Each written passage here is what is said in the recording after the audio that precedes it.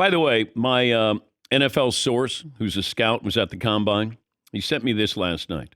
I'm sticking by Drake Maye, who for some reason seems to be falling, getting picked apart on minor flaws. None of these quarterbacks are perfect. Typical pre-draft nonsense. He will be a great pro. Big, smart, accurate, arm talent to drive the ball or throw with pace and touch. Will thrive inside and outside of the pocket, naturally athletic and poised. Very impressive one-on-one in interviews and understanding football. A leader, competitor, and perhaps will fall to New England. Well, I don't know if New England's going to take him at 3. If you're sold on him, then absolutely. It just feels like Jaden Daniels and Caleb Williams have separated themselves. It was Drake Maye, Jaden Daniels, and Caleb Williams. And there really is a lot of momentum for Jaden Daniels being the best quarterback in the draft. J.J. McCarthy is getting a lot of attention. We've talked about it here. Michael Penix, if he didn't have the injuries, Michael Penix might be in that conversation, but he's had the medical issues. He's had the surgeries there. But these are just some of the things that my source gleaned from the Combine. But he thought that there's almost like this campaign to bring Drake Maye down a little bit. Sometimes that happens when a team wants to take somebody, so they bring them down. They criticize them. Or you start to tell somebody, I'm hearing.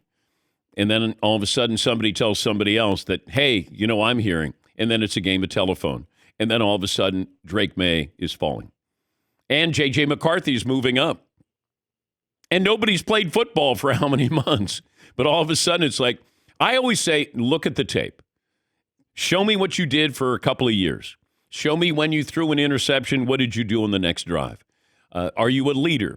Do your players, your teammates love you? Do they follow you? Those are really important things because you're going to have your highs and lows. How do you deal with the money that you're going to make? How do you deal when you throw a pick six? How do you deal with teammates who drop a ball, a ricochet, an interception? Like, these are the things that are real. And I think getting in the room and talking to these kids and saying, I need to get answers.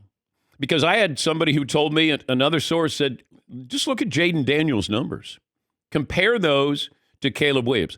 Now, I did say I thought Caleb Williams played a whole lot better than he got credit for last year. We know that he had to go into every game figuring you got to score 45. The pressure was on him every single time he went out. You have to score. Jaden Daniels completed over 72% of his passes.